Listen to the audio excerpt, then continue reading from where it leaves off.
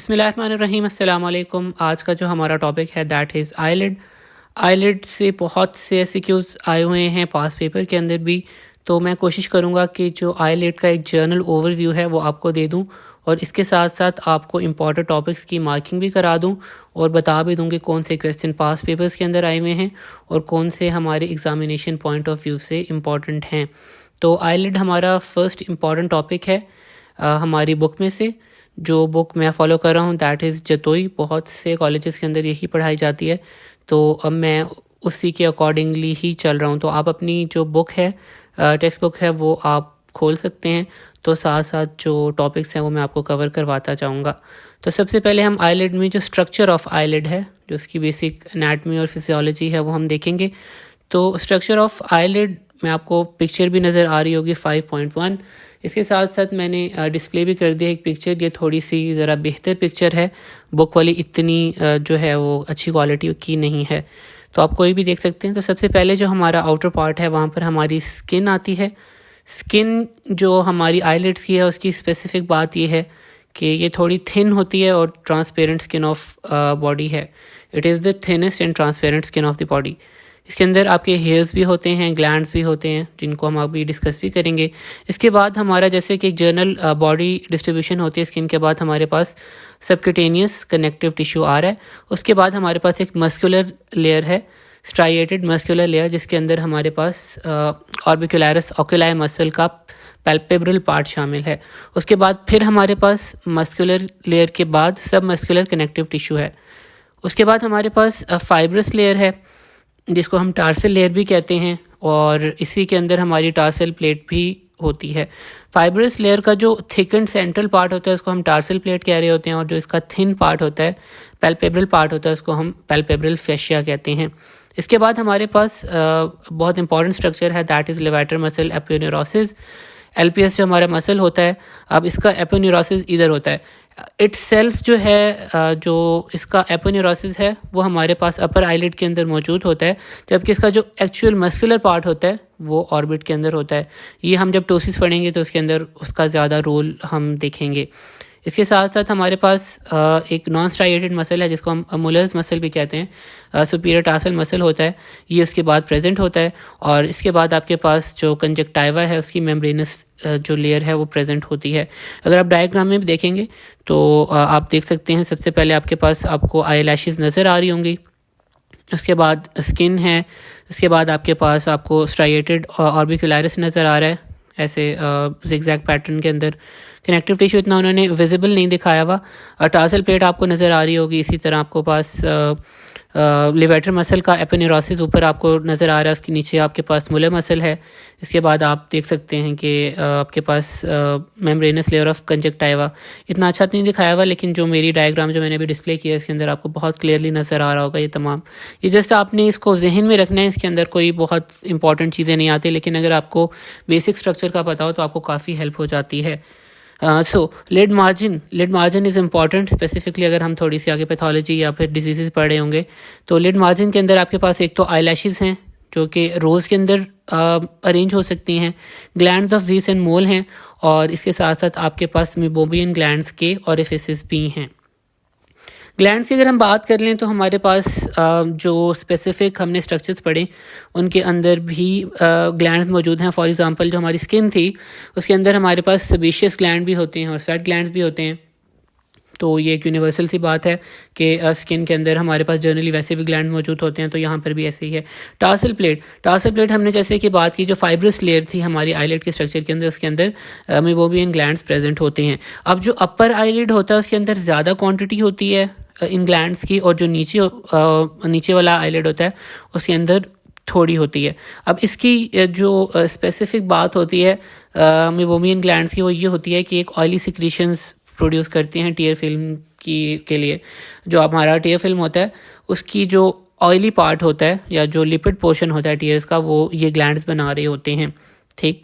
और इसके साथ हमारे पास जो लिड मार्जिन होता है उसके अंदर ग्लैंड्स ऑफ ज़ीस होते हैं वो प्रेजेंट होते हैं, और ये जो ग्लैंड ऑफ ज़ीस होते हैं ये मॉडिफाइड सेबेशियस ग्लैंड है, ये तमाम हिस्टोलॉजी वाली बात है।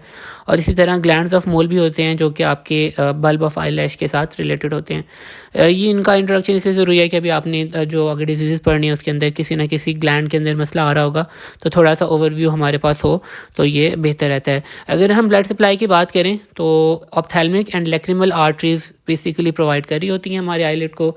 लिम्फेटिक ड्रेनेज प्रियोरिकुलर और सबमैंडिबुलर लिम्फ नोड में जा रही होती है। नर्व सप्लाई हमारे पास हमेशा की तरह सेंसरी होती है एंड मोटर होती है।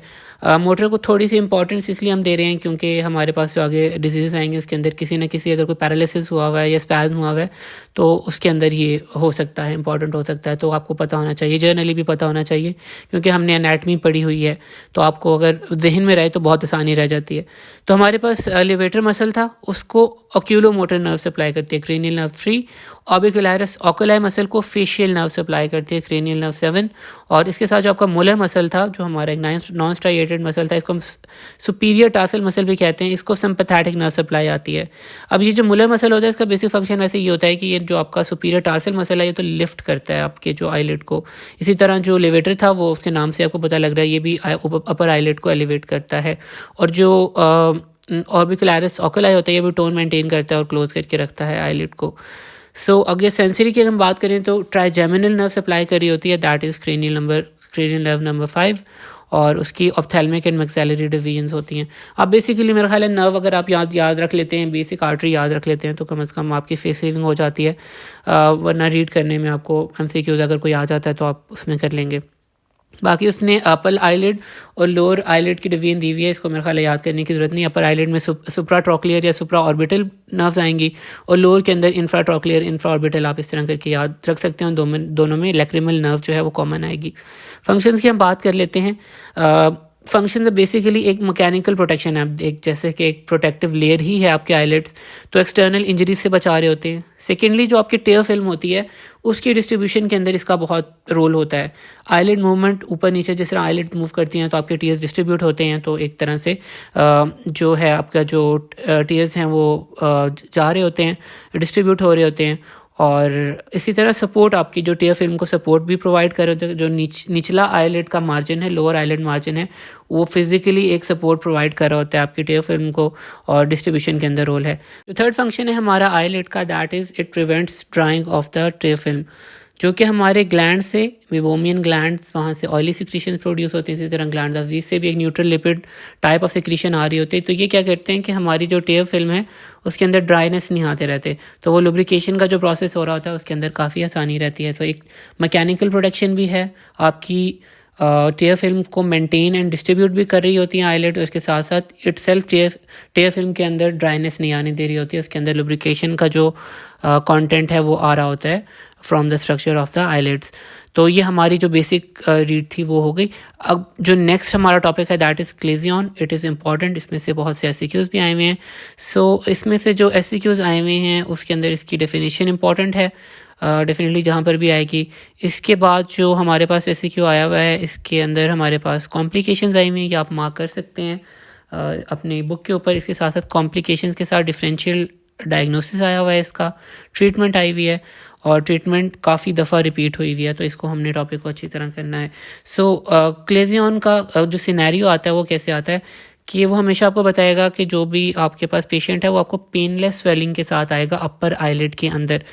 अपर आईलिड पेनलेस स्वेलिंग, और वो इंक्रीज़ करेगी साइज़ में विद टाइम, और इसके साथ आपको ब्लरी विजन का भी वो कंपोनेंट दे सकता है। अब आपको ये जो प्रेजेंटिंग कंप्लेन है ये आपको समझ आएगी। अभी हम क्लिनिकल फीचर्स के डिस्कस करते हैं। क्लेजियन को अगर हम डिफाइन करें तो it is a chronic sterile inflammatory lipogranuloma of the meibomian gland. So अब हमें पता लग गया है कि ये एक क्रॉनिक स्टेट है, क्रॉनिक इन्फ्लेमेटरी स्टेट है, और इसके अंदर क्या कैरेक्टरिस्टिक है, हमारे पास एक लाइपोग्रेनुलोमा बन रहा है, और मसला आ किधर रहा है, हमारे ग्लैंड के अंदर आ रहा है जो कि हमारा टार्सल प्लेट के अंदर मौजूद होता है, मेबोमियन ग्लैंड। सो अब हमारे पास इटियोलॉजी क्या है, इसमें होता क्या है। सो इसको समझना ज़रूरी है, क्योंकि अगर आप अगला जो हमारा टॉपिक होगा वो होगा हमारा स्टाई वाला, तो उसके अंदर डिफरेंस भी आ जाया करता है, तो इसको आप थोड़ा समझ लेंगे तो आपको वो याद करने में आसानी रहेगी। सो इसमें क्या होता है, इटियोलॉजी क्या है कि जो हमारा ग्लैंड होता है उसमें ऑब्स्ट्रक्शन हो जाती है, ठीक है। It is cause by obstruction of the orifice of the gland, either bye infection की वजह से हो सकता है, और ये जो इन्फेक्शन होता है सेकेंडरी नेचर का होता है। ये प्राइमरीली एक इन्फ्लेमेटरी डिजीज़ है, और सेकेंडरीली इसके अंदर आपके पास कोई इन्फेक्शन हो जाए तो हो जाए, ठीक है, या फिर अननोन कॉज भी हो सकता है। और होता क्या है, जब ऑब्स्ट्रक्शन हो जाती है तो आपके पास जो सिबिशियस सिक्रीशन होती हैं वो इकट्ठी हो जाती हैं। कौन सी इसकी प्रेसिपिटेटिंग फैक्टर्स हो सकते हैं? ब्लेफराइटिस हो सकता है, डायबिटीज़ मेलाइटिस हो सकता है, और सिबोरिया हो सकता है। ब्लेफराइटिस को हमने आगे पढ़ना भी है, ये सिर्फ जस्ट इन्फ्लेमेशन होती है आपके आइलिड मार्जिन की, और सिबोरिया के अंदर आपके पास एक्सेसिव सिक्रीशन हो रही होती है सिबोरिया की। तो आपके पास एटियोलॉजी क्या है? ऑब्स्ट्रक्शन हो सकती है आपके पास, और इसके साथ साथ कुछ फैक्टर्स हैं जिसकी वजह से आपको ये कंडीशन हो सकती है। पैथोजेनेसिस के अंदर अब हमारे पास बहुत सिंपल सी बात है, हमने अभी आपको डेफिनेशन से ही इसका पैथोजेनेसिस समझ आ जाएगा। अब हमने डेफिनेशन में बात की थी कि एक क्रॉनिक स्टेट है, क्रॉनिक इन्फ्लेमेटरी स्टेट है, दैट इज़ करेक्टराइज बाय लाइपोग्रेनुलोमा, ठीक है। तो सबसे पहले तो हमारे पास इसके अंदर हमने एटियोलॉजी में बात की कि ऑब्स्ट्रक्शन हो रही थी ऑरिफिस ऑफ द ग्लैंड। सो हमारे पास एक फैटी लिपिड सिक्रीशन जो थी वो जमा हो रही थी। अब वो जमा होना शुरू हुई तो इन्फ्लेमेटरी रिस्पॉन्स शुरू हुआ, और अब इन्फ्लेमेटरी रिस्पॉन्स जब भी होता है हमारे पास यहाँ पर क्रॉनिक नेचर का है, तो आपको याद होगा हमेशा ग्रैनुलोमा फॉर्मेशन होती है। अब वो जो ग्रैनुलोमा फॉर्मेशन होती है उसके अंदर क्या कैरेक्टरिस्टिक थे, थर्ड ईयर में हमने पैथोलॉजी के अंदर पढ़ा था। हमारे पास एपिथेलॉइड नेचर के सेल्स होते हैं, जाइंट सेल्स होते हैं, प्लाज्मा सेल्स होते हैं, लिम्फोसाइट्स होते हैं, न्यूट्रोफिल्स होते हैं, ये तमाम जो हमारे पास ग्रैनुलोमा बनता है उसके अंदर मौजूद होते हैं। तो जब ये लिपिड सिक्रीशन के साथ मिलते हैं या जो इकट्ठे होते हैं तो हम इनको क्या कहते हैं, एक लाइपोग्रैनुलोमा बन गया है। सो ये आपके पास एक इन्फ्लेमेटरी स्टेट की वजह से आ रहा होता है। लिपिड सिक्रीशन कहाँ से आ रही है? आपकी डक्ट से आ रही हैं, और इसके साथ साथ वहाँ पर ग्रैनुलोमा फॉर्मेशन हो गया due to the chronic inflammatory state. तो इस तरह करके इसका पैथोजेनेसिस हो रहा होता है। क्लिनिकल फीचर्स की हम बात कर लेते हैं। जैसे कि मैंने आपको प्रेजेंटिंग कंप्लेंट जो इसकी आती है, क्लिनिकल फीचर्स आते हैं, वो मैंने आपको बताए थे कि सबसे पहली चीज़ है कि ये अपर आईलिड के अंदर है। अपर आईलिड में क्यों है? क्योंकि हमने अभी बात की थी जो माइबोमियन ग्लैंड्स हैं ये अपर आईलिड के अंदर ज़्यादा होते हैं, तो चांस होता है कि ज़्यादातर अपर आईलिड के अंदर हो। पेनलेस ग्रेजुअल जो है वो स्वेलिंग होती है, मैंने आपको करेक्टरिस्टिक में पहले भी बताया था।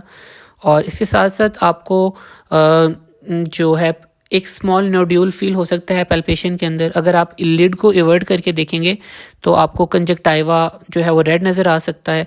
इसके साथ साथ ब्लड विजन भी होती है।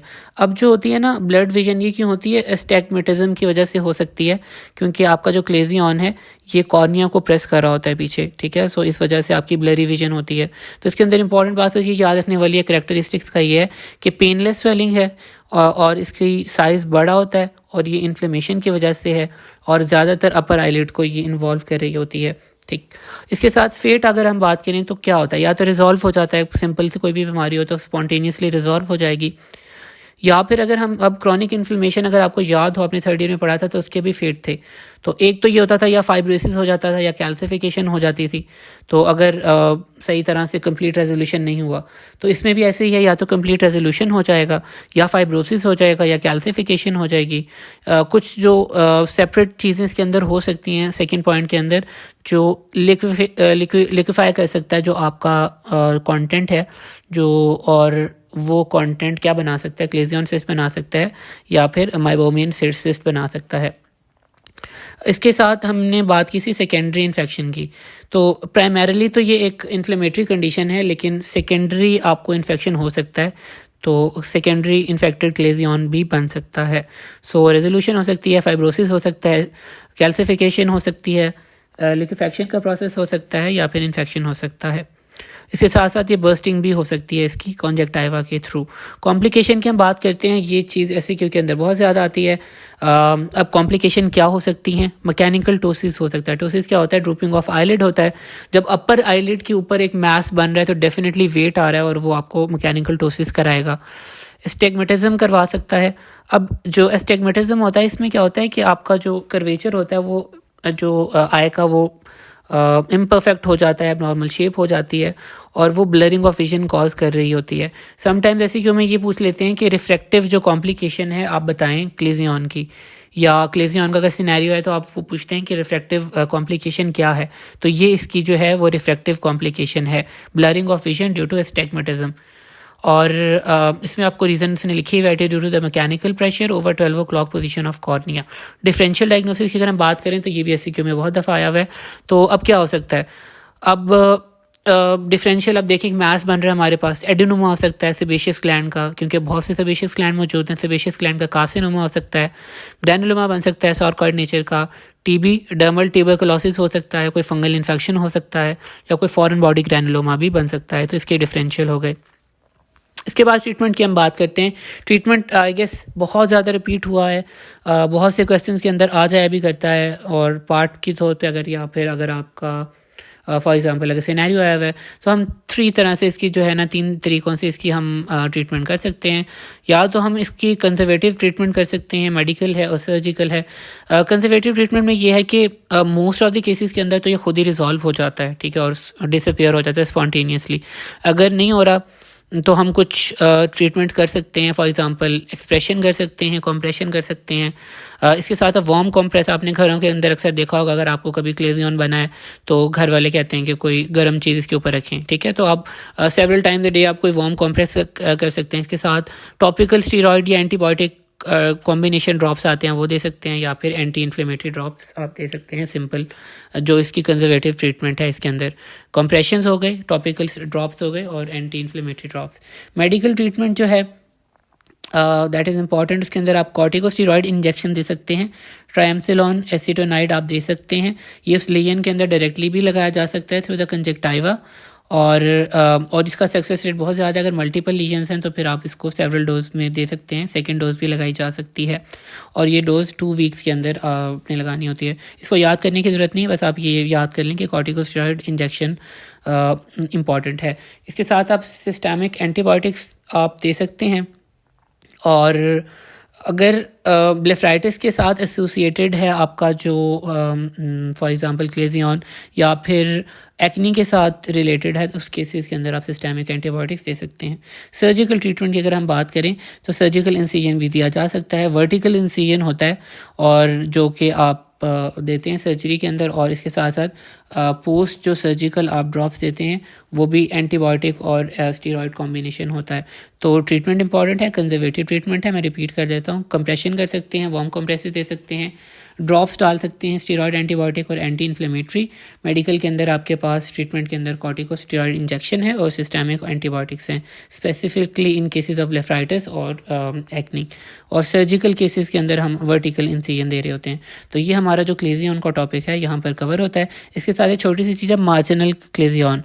अब अगर इसकी जो डक्ट होती है माइबोमियन ग्लैंड की, उसके अंदर क्लेजियन डेवलप हो जाए, सो इसको हम कहते हैं कि मार्जिनल क्लेजियन हो जाता है, और ये लिड मार्जिन पे जो है ना प्रोजेक्ट कर रहा होता है, और बाकी इसके क्लिनिकल फीचर्स जो हैं वो बिल्कुल सेम होते हैं, और इसका ट्रीटमेंट बिल्कुल सेम होता है जो कि अभी हमने डिस्कस किया।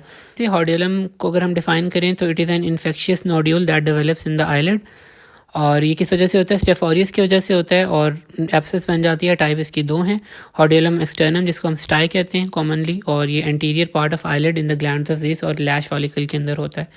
हॉर्डियलम इंटरनम है और ये माइबोमियन ग्लैंड के अंदर हो रहा होता है। सो जो इसका ज़्यादातर सिनेरियो आता है वो एक्सटर्नम का आता है। स्टाई का कैसे आता है, जो पेशेंट होता है पस पॉइंट होता है जो कि नज़र आ रहा होता है मार्जिन के ऊपर, पेनफुल होता है, और नियर लिड मार्जिन होता है, येलो स्पॉट नज़र आ रहा होता है। ये ज़्यादातर यही होता है। हमने देखा था पिछले जो क्लेजियन के अंदर पेनलेस था, इसके अंदर पेनफुल है और ये इन्फेक्शियस प्रोसेस है। स्टाई के अंदर क्या है, it is an acute suppurative infection of lash follicle और its associated glands of Zeis और मोल। तो इन्फेक्शन है लैश फॉलिकल का या फिर हमारे ज़ीस और मोल ग्लैंड्स का। इटियोलॉजी सेम है, स्टेफ ऑरियस। क्लिनिकल फीचर्स की अगर हम बात करें तो पेन इन द आईलिड, जैसे कि हमने बताया मेन प्रेजेंटिंग फीचर होता है। टेंडरनेस इन द आईलिड, और जैसे जैसे आपकी सुपरेशन ज़्यादा होती है, पस प्रोड्यूस हो रही होती है, तो ये ज़्यादा होती रहती है। रेड और एडेमेटिस आपके पास आईलिड मार्जिन होता है, और इसके साथ साथ सिंगल लीजन भी हो सकती है, मल्टीपल लीजन भी हो सकती है। डिफरेंशियल डायग्नोसिस एससीक्यू का पार्ट है, और एस्टाई वैसे भी एससीक्यू के अंदर आता है। डिफरेंशियल डायग्नोसिस के साथ आप लिख सकते हैं एससीक्यू, हॉर्डियलम इंटरनम और सेकेंडरी इन्फेक्टेड क्लेजियन। जैसे कि हमने बात की थी, क्लेजियन के अंदर सेकेंडरी इन्फेक्शन हो सकता है। सो डिफरेंशियल डायग्नोसिस के अंदर ये 2 चीज़ें इंपॉर्टेंट हैं। कॉम्प्लिकेशंस के अंदर सेलुलाइटिस हो सकता है प्री ऑर्बिटल, या फिर सॉरी प्रीसेप्टल सेलुलाइटिस हो सकता है या ऑर्बिटल सेलुलाइटिस हो सकता है या फिर कवर्नस साइनस थ्रोम्बोसिस हो सकता है। कभी कॉम्प्लिकेशन आई तो नहीं, लेकिन आप याद कर लें क्योंकि अक्सर कॉम्प्लिकेशन पूछ लिया करते हैं। प्रीसेप्टल सेलुलाइटिस, ऑर्बिटल सेलुलाइटिस और कवर्नस साइनस थ्रोम्बोसिस। ट्रीटमेंट क्या होगा? आप देख सकते हैं कि आपको पेन है तो पेन के लिए हम क्या कर सकते हैं, एनाल्जेसिक देंगे। अगर आप इसको आपके सिम्टम्स के साथ आप सिम्टोमेटिक ट्रीटमेंट की तरफ आए ना तो आपके लिए लिखना बहुत आसान हो जाता है। आप पेन है तो एनाल्जेसिक देंगे। अब स्टेफ ऑरियस का इन्फेक्शन था तो आपने सिस्टेमिक एंटीबायोटिक्स भी देनी है और टॉपिकल एंटीबायोटिक्स भी देनी है, ठीक है। पेन था, एनाल्जेसिक्स दिया, अगर हम पस को इवैक्यूएट कर लेंगे तो तब भी हमारा जो कंडीशन है वो बहुत बेहतर हो सकती है। और इसके साथ साथ आप वार्म कंप्रेसेस भी कर सकते हैं जैसा कि हमने पहले बात की थी। तो ये इसकी जो बेसिक चीज़ है। और इसके साथ साथ मैं आपको यहीं पर ही स्टाई और क्लेजियन का डिफरेंस समझा देता हूँ, ये इंपॉर्टेंट है। अब जो क्लेजियन था उसकी जो ऑनसेट थी वो हमने बात की थी क्रॉनिक थी, क्रॉनिक इन्फ्लेमेटरी प्रोसेस है। स्टाई एक्यूट इन्फेक्शन है, कॉज उसकी ऑब्स्ट्रक्शन ऑफ ग्लैंड थी। स्टाई के अंदर हमारे पास स्टेफ ऑरियस का इन्फेक्शन है। इसके साथ साथ जो ग्लैंड इन्वॉल्व होते हैं उसके अंदर माइबोमियन ग्लैंड इन्वॉल्व होता है, इसके अंदर स्टाई के अंदर जीस या मोल ग्लैंड इन्वॉल्व होते हैं। इन्फ्लेमेशन की अगर हम बात करें तो वो ग्रैनुलोमेटस इन्फ्लेमेशन थी और ये सुपरेटिव एक इन्फेक्शन है। सिम्टम्स जो है ये पेनलेस होती है क्लेजियन, और जो स्टाई होती है ये एक्यूट पेन होती है, स्वेलिंग भी काफ़ी ज़्यादा हो रही होती है। और ट्रीटमेंट की अगर हम बात करें तो इसके अंदर क्लेजियन के अंदर हमने वर्टिकल इंसिजन किया था, स्टाई के अंदर हम एंटीबायोटिक्स दे सकते हैं या फिर वार्म कंप्रेसेस कर सकते हैं। तो ये एक बेसिक सी डिफरेंस है, आप इसके अंदर समटाइम एक दफ़ा पेपर के अंदर आया हुआ भी है। हार्डिलम इंटर्नम की हम बात करते हैं। जो हार्डिलम इंटर्नम है ये सुपरेटिव इन्फेक्शन है माइबोमियन ग्लैंड का, ऑब्स्ट्रक्शन नहीं है, इट इज़ सुपरेटिव इन्फेक्शन, ठीक है। तो ये बात आपने इसकी याद रखनी है कि ये जो आपका ग्लैंड है उसके अंदर सुपरेटिव इन्फेक्शन हो जाता है। एटियोलॉजी इसकी भी सेम ही है, स्टेफ ऑरियस है और स्टेफ ऑरियस ही कॉज कर रहा होता है और फीचर तकरीबन सेम ही है। पेन, आईलिड आपका रेड हो सकता है, टेंडरनेस होती है और अगर आप प्रेशर डालेंगे तो पस आपको दिखाई दे सकती है माइबोमियन ग्लैंड से, जैसे कि आपको यहाँ पर 5.9 फिगर के अंदर देख सकते हैं। और इसके साथ अगर आप लिड को इवर्ट करेंगे तो आपको यहाँ पर भी एक येलो स्पॉट आपको नज़र आ सकता है। सो ये कभी इस तरह एज सच कभी पेपर में आया तो नहीं है। अगर आपको डिफरेंशियल कोई पूछे तो आप डेफिनेटली देख सकते हैं कि स्टाई है या फिर इटसेल्फ क्लेजियन का भी आप लिख सकते हैं या फिर नोड्यूलर फैशियाइटिस हो सकता है। तो ये इसके अंदर है, कभी ऐसा चाहे नहीं है, बट मे बी MCQs वगैरह के लिए ये इंपॉर्टेंट हो। ट्रीटमेंट भी सेम ही है, एनाल्जेसिक दे सकते हैं आप, सिस्टेमिक एंटीबायोटिक्स हैं, टॉपिकल एंटीबायोटिक्स है, इवैक्यूएशन कर सकते हैं, वार्म कंप्रेसेस दे सकते हैं। तो ये बिल्कुल सेम ट्रीटमेंट है जैसा कि स्टाई के अंदर एक्सटर्नम की थी, इंटर्नम की भी सेम है, बस इसकी डेफिनेशन के अंदर फ़र्क है और आपने इसको कहीं MCQs में आए तो आपने इसको देख लेना है। नेक्स्ट हमारा जो टॉपिक है that is blepharitis. Blepharitis is important, काफ़ी ज़्यादा सवाल आए हुए हैं। अब इसकी काफ़ी ज़्यादा कैटेगरीज हैं, टाइप्स भी आई हुई हैं इसके अंदर SCQ के अंदर। और इसके साथ साथ मैं आपको बताता हूँ जो इसकी ट्रीटमेंट है ये काफ़ी दफ़ा पूछी गई है, कॉम्प्लिकेशंस पूछी गई हैं, इटसेल्फ टाइप्स नहीं पूछी गई। जनरल सिनेरियो आता है ब्लेफराइटिस का और उसके अंदर वो कहते हैं कि आप इसकी कॉम्प्लिकेशंस बता दें, ट्रीटमेंट बता दें, और क्योंकि ट्रीटमेंट और कॉम्प्लिकेशंस तीनों टाइप्स के अंदर ऑलमोस्ट सेम है तो हम जनरल जो हैं वो हम याद कर लेंगे, ठीक है। और इसके साथ क्लिनिकल फीचर्स भी पूछ लेते हैं। अगर क्लिनिकल फीचर पूछ रहा है तो फिर हम टाइप्स के अकॉर्डिंगली थोड़ा थोड़ा हम बता देंगे। जैसे कि मैंने पहले ही बताया था, ब्लेफराइटिस क्या है, सब एक्यूट और chronic inflammation of the eyelid margin. दो टाइप्स हैं इसकी, एंटीरियर ब्लेफराइटिस और पोस्टीरियर ब्लेफराइटिस। एंटीरियर के अंदर हमारे पास दो टाइप्स आती हैं, इन्फेक्टिव ब्लेफराइटिस और नॉन इन्फेक्टिव ब्लेफराइटिस। जो पोस्टीरियर ब्लेफराइटिस है उसके अंदर हमारे पास माइबोमिनियाइटिस हो जाता है। और अगर हम इसकी टाइप्स की बात करें तो सबसे पहले जो हमारे पास टाइप है that is ulcerative blepharitis. Ulcerative blepharitis का दूसरा नाम इन्फेक्टिव ब्लेफराइटिस भी है और इसके साथ स्टेफाइलोकोकल ब्लेफराइटिस भी है, तो ये तीनों एक ही सिनोनिम है। अगर इसकी डेफिनेशन की बात करें, it is an acute and chronic infection of flash follicles and associated glands of जीस एंड मोल। सो इसकी डेफिनेशन जो हार्डिलम एक्सटर्नम के साथ मिलती जुलती ही है। एक्यूट एंड क्रॉनिक इन्फेक्शन है आपका लैश फॉलिकल्स का एंड एसोसिएटेड ग्लैंड्स ऑफ जीस एंड मोल। बाकी हम देख लेते हैं इसके अंदर डिफरेंसेस क्या हैं।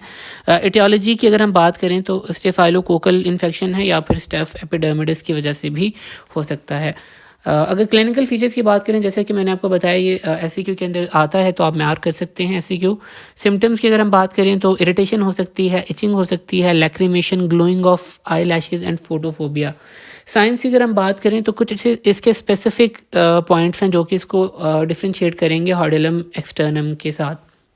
इसमें जो सबसे बड़ा पॉइंट होता है कि जब भी आपके पास क्लिनिकल आएगा तो वो आपको बताएगा कि येलो क्रस्टिंग कहीं ना कोई हुई हुई है, या वो जिक्र करेगा कि कहीं पर क्रस्ट आपको मिल रहे हैं, या फिर मेटल्ड आई लैशेज हैं, जुड़े हुए आईलिड्स हैं, तो आई लैशेज हैं। तो ये एक बात है जो कि हॉर्डेलम एक्सटर्नम के अंदर नहीं हो रही होती, उसके अंदर वो पॉइंट बात आती है, स्पॉट पॉइंट होता है पस वाला, लेकिन इसके अंदर क्रस्टिंग होती है, तो ये आपको डिफ्रेंशिएट कर सकती है। अब अगर हम बात करें बाकी साइंस की, तो रेड एडेमेटिस आपके पास आईलिड मार्जिन होते हैं, येलो पस होती है जो कि ड्राई हो जाती है और क्रस्ट फॉर्म करती है। और एक बहुत इंपॉर्टेंट बात है कि जब ये क्रस्ट को रिमूव किया जाता है तो ब्लीडिंग अल्सर बनते हैं। ये पॉइंट बहुत ज़्यादा इंपॉर्टेंट है, अभी आगे जो डिजीज़ आएंगे उसके अंदर ये एक डिफरेंशियल भी है। और अगर सवियर केसेस के अंदर जो आपकी आई लैशेज हैं वो मैटेड हो जाती हैं, जुड़ जाती हैं, और हो सकता है कि आपके पास ये जो आई लिड्स हैं, आई लैशेज हैं, ये प्रेजेंट ही ना हो। कॉम्प्लिकेशंस की हम बात करें, कॉम्प्लिकेशंस भी बहुत ज़्यादा इंपॉर्टेंट है, इसके साथ भी आप मार्क कर लें, एससीक्यू के अंदर आती हैं। और इसकी जो कॉम्प्लिकेशन है 3 टाइप्स की हैं। आई लिड इटसेल्फ के अंदर कॉम्प्लिकेशंस आ सकती हैं, कंजक्टिवा के अंदर आ सकती हैं, और कॉर्निया के अंदर आ सकती हैं। सो जैसे कि हमने बात किया था कि एक बैक्टीरियल इन्फेक्शन है, तो आईलिड के अंदर, इसके अंदर या तो एक हो सकता है कि आपकी आईलिड्स के अंदर आई लैशेज हैं ही नहीं, इसको हम कहते हैं मेडारोसिस, या फिर उनकी डायरेक्शन है वो कहीं और हो गई है, इनवर्ड हो गई है, इसको हम ट्रिकियासिस कहते हैं। इसके साथ साथ अगर उसका कलर जो है लैशेज का वो चला गया है तो इसको हम पोलियोसिस कहते हैं।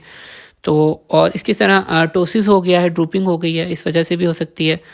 और इसके साथ साथ जो स्टाई और क्लेजियन की रिकरेंस हो सकती है। तो trichiasis, misdirection of eyelashes, madarosis, loss of eyelashes, poliosis, loss of colour, recurrence हो सकती है, और टोसिस हो सकता है, ड्रॉपिंग ऑफ आईलिड। कंजक्टिवा, अब कंजक्टिवा में क्या हो सकता है कि बैक्टीरियल इन्फेक्शन है तो कंजक्टिवाइटिस ही होगा ऑब्वियसली। तो हमारे पास एक्यूट बैक्टीरियल कंजक्टिवाइटिस हो सकता है, या माइल्ड पेपिलरी कंजक्टिवाइटिस हो सकता है।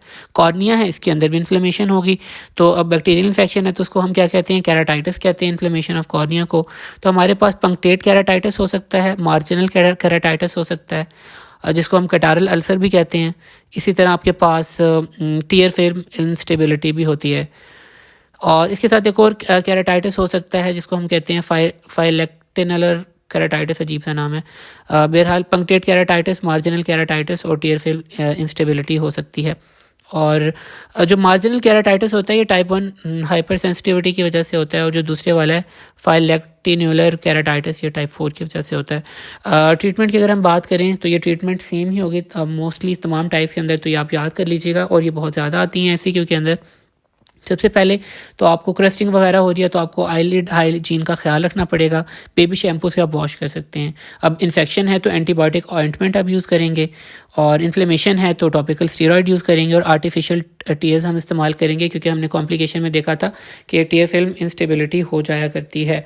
और तो हमारे पास क्या हो गया, आईलिड हाइजीन हमने देखनी है, एंटीबायोटिक्स दे सकते हैं, स्टेरॉयड दे सकते हैं, और आर्टिफिशियल टीयर्स दे सकते हैं।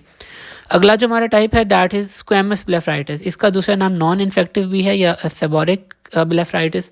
अब इसके अंदर क्या होता है कि इसके अंदर जो डिसऑर्डर है that is disorder of glands of Zeis and mole disorder है। हमने इसके अंदर इन्फेक्शन की बात नहीं की या इन्फ्लेमेशन की बात नहीं की, तो इन नॉन इन्फेक्शियस कॉजेज़ की वजह से होता है non infectious disorder of glands of Zeis and मोल।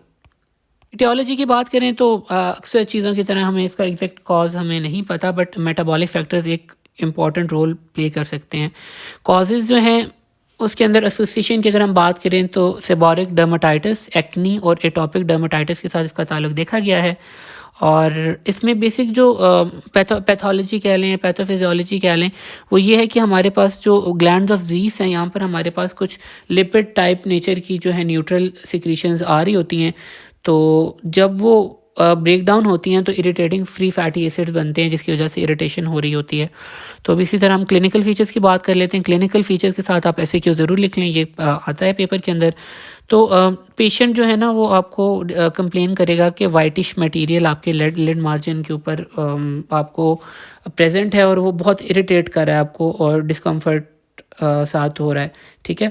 और साथ में भी जो हिस्ट्री हो वो मेडरोसिस की हो, यानी आपके जो आई लैशेस हैं वो गिर रहे हैं। साइंस अगर हम देख रहे हैं तो शाइनी वैक्सी अपीयरेंस होती है आपकी जो आईलिड मार्जिन की होती है। और अगर आपने इसको डिफ्रेंशिएट करना हो पिछली वाली टाइप के साथ, इन्फेक्शियस टाइप के साथ, तो इसमें डैंड्रफ लाइक एपिडर्मिस आपको नज़र आ रही होती है। जैसे डैंड्रफ होता है, फ्लेक्स आपको नज़र आ रहे हैं, ग्रीसी येलो फाइन फ्लेक्स। और आपने पिछले में तो देखा था क्रस्ट है, लेकिन इसमें डैंड्रफ लाइक मटेरियल आपको नज़र आता है, जैसा कि आपको फिगर 5.11 के अंदर नज़र आ रहा होगा। तो ये एक इसका जो है स्पेसिफिक पॉइंट होता है। दूसरा इसका स्पेसिफिक पॉइंट होता है कि जो अब अल्सर्स हैं आपको इनको रिमूव करते हैं तो ये ब्लीड नहीं करते। पिछली जो हमारे पास टाइप थी उसके अंदर ब्लीडिंग अल्सर्स थे और क्रस्टिंग हो रही थी। इसके अंदर डैंड्रफ लाइक डिस्कमेशन है और इसके साथ आपके पास जो अल्सर्स हैं ये नॉन ब्लीडिंग टाइप के होते हैं। कॉम्प्लिकेशंस हैं इसके अंदर क्या हो सकता है, ऑब्वियसली मेडरोसिस हो सकता है, ट्रिकियासिस हो सकता है, पोलियोसिस हो सकता है। ये तमाम चीज़ें पीछे भी हमने कॉम्प्लिकेशन के अंदर देखी हैं। कंजक्टिवाइटिस हो सकता है। तो ये कॉम्प्लिकेशन ऑलमोस्ट सेम ही हैं, ठीक है। TFM इंस्टेबिलिटी भी है। ट्रीटमेंट उसी तरह आईलिड हाइजीन देखने आपने और टॉपिकल एंटीबायोटिक स्टीरॉयड को एक्सिस्टिंग, बाकी सारी ट्रीटमेंट सेम है। बट इसके अंदर एक आपने पॉइंट जो ऐड करना है वो ये है कि अगर हमने एसोसिएशन की बात की थी, सेबरिक डर्माटाइटिस या फिर एक्नी थी या फिर डर्माटाइटिस वगैरह था, तो वो आपने कंडीशन भी ठीक करनी है जिसकी वजह से इसकी एसोसिएशंस आ रही हैं। तो ये किसमें एक्स्ट्रा पॉइंट आएगा। पोस्टीरियर ब्लेफराइटिस, तो इसके अंदर क्या होता है कि हमारे पास इन्फ्लेमेशन ऑफ माइबोमियन ग्लैंड्स होती है। इसके अंदर जैसे कि आपको नाम इसका है माइबोमिनियाइटिस, इसके अंदर हमारे पास इन्फ्लेमेशन ऑफ माइबोमियन ग्लैंड है। अगर कहीं पर प्रोनाउंसिएशन के अंदर मसला आ रहा हो तो I am really sorry, but इसमें क्या होता है कि inflammation of the meibomian glands होते हैं characterised by hypersecretion of the gland. एक तो हमने ऑब्स्ट्रक्शन की बात की थी क्लेजियन के अंदर, इसके अंदर हमारे पास ग्लैंड्स की इन्फ्लेमेशन हो गई है और हाइपर सिक्रीशन हो रही है, ठीक है। क्लिनिकल फीचर के अंदर हम देखेंगे तो इसके अंदर जो बेसिक फीचर होता है that is burning sensation in the eye, ठीक है। और इसके अंदर क्या फ्रॉथी फोम लाइक सिक्रीशन आपको आईलिड मार्जिन के ऊपर मिलेंगे। पहले के अंदर हमारे पास क्रस्टिंग थी, दूसरे के अंदर हमारे पास डैंड्रफ लाइक मटेरियल था, इसके अंदर फ्रॉथी सा सिक्रीशन है जो कि आईलिड मार्जिन के अंदर है, ठीक है। और इसके अंदर ऑयली जो आपकी ओरिफिस होते हैं ना माइबोमियन ग्लैंड से, जो जैसे आपको नज़र आ रहा है 5.12 फिगर के अंदर ऑयली ड्रॉपलेट्स आपको ग्लोब्यूल्स नज़र आ रहे होते हैं, ये इसके अंदर आपको नज़र आता है। और इन्हीं ऑयली सिक्रीशंस की वजह से आपको बर्निंग सेंसेशन हो रही होती है। कॉम्प्लिकेशंस आपको तकरीबन आपने जैसे कि हमने पहले बात की थी कंजक्टाइवा में कंजक्टिवाइटिस करेगा, पेपिलरी कंजक्टिवाइटिस कॉर्निया के अंदर पंक्टेट एपिथेलियोपैथी है, वही पंक्टेट केराटाइटिस कॉज करेगा और टीयर फिल्म इंस्टेबिलिटी कॉज करेगा। ट्रीटमेंट सारी सेम है बट इसके अंदर हम सिस्टेमिक एंटीबायोटिक्स देते हैं। बाकी अंदर आईलिड हाइजीन हमने देनी है, टॉपिकल स्टेरॉइड भी देने हैं, आर्टिफिशियल टीयर भी देने हैं, बट इसके साथ साथ हम सिस्टेमिक एंटीबायोटिक्स देते हैं जैसा कि लिखा हुआ है टेट्रासाइक्लिन, डॉक्सीसाइक्लिन वगैरह। तो ये आपने एक पॉइंट यहाँ पर याद रखना है।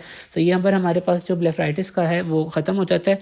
दो वो छोटे छोटे टॉपिक हैं दैट आर ट्रिकियासिस और फाइथेरियासिस पैल्पेब्रेरम, इसको प्रोनाउंस करना बड़ा औखा काम है। तो इसके अंदर जो पहले वाली कंडीशन है वो होती है क्रैब लाइस की वजह से, ठीक है। फिथेरियासिस ये क्यों होता है, क्रैब लाइस की वजह से होता है और ये ओनली डिजीज़ है जो कि एक लाइस को इन्वॉल्व कर रही होती है आईलिड की। सो ये आपने देख लेना है। सो फिजिकल मैनिफेस्टेशन है, डेफिनेटली आपको लाइस नज़र आएगी, उसके अंडे नज़र आएंगे। तो ये फैलती कैसे, सेक्सुअल एक्टिविटी की, या फिर बहुत ज़्यादा क्लोज कांटेक्ट आपका रहा है किसी के साथ जिसको ये मसला था, या फिर आपने कंटेमिनेटेड टॉवल्स यूज़ कर ली हैं, क्लोज यूज़ कर ली हैं।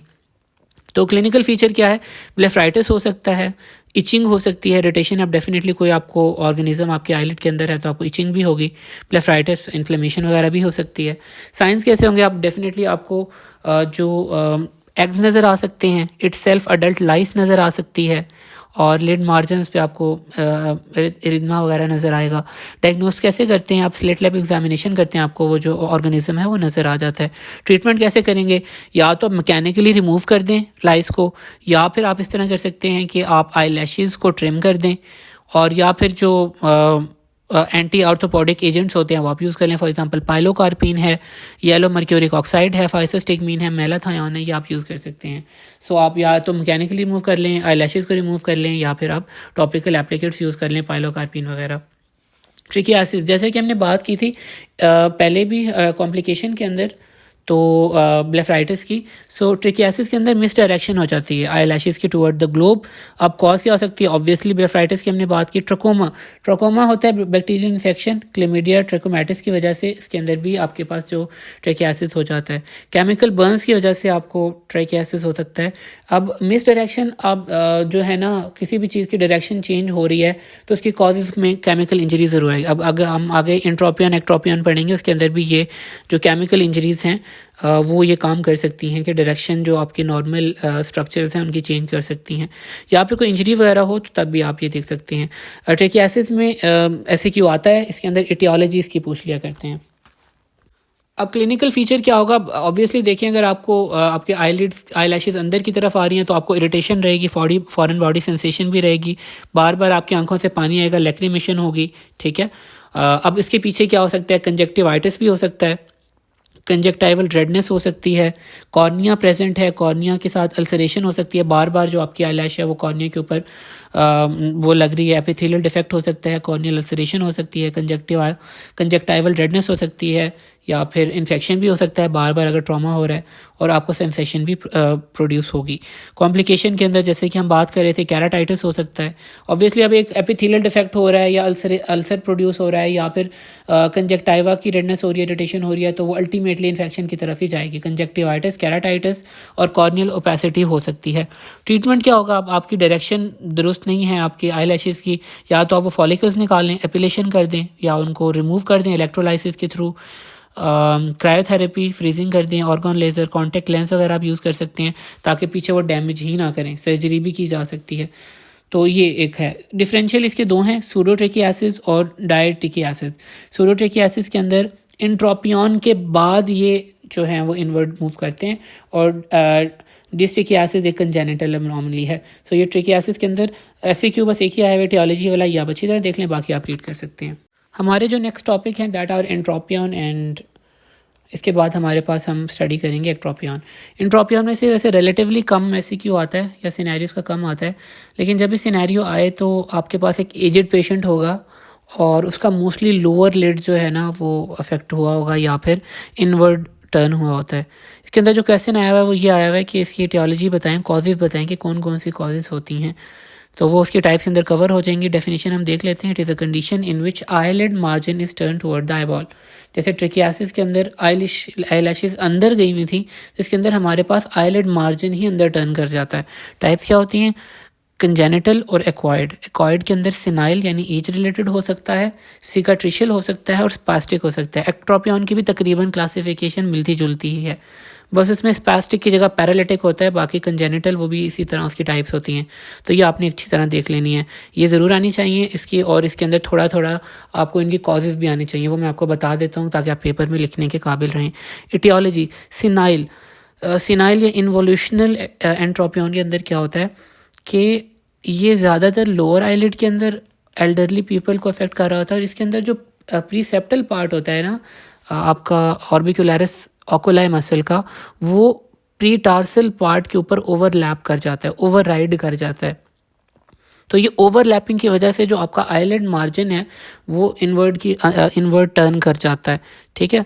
और इसके अंदर जो बेसिक मसला क्या आ रहा होता है, ऐसा होता है क्यों है कि आपके जो टार्सस और लोअर लिड रिट्रैक्टर्स होते हैं, रिट्रैक्टर मतलब कि जो नीचे लेके आ रहे होते हैं आईलिड मार्जिन को, वो उनकी एट्रोफी हो जाती है, और जो टार्सस मसल होता है उसका भी एट्रोफी हो जाती है। तो ये इसकी मेन कॉजेज़ होती है। तो ये आपके पास जो है ना, आपने ये याद रखना है। सिनाइल अगले वाले में भी आएगी एक्ट्रोपियन में, लेकिन उसके अंदर ओवर राइडिंग नहीं होती।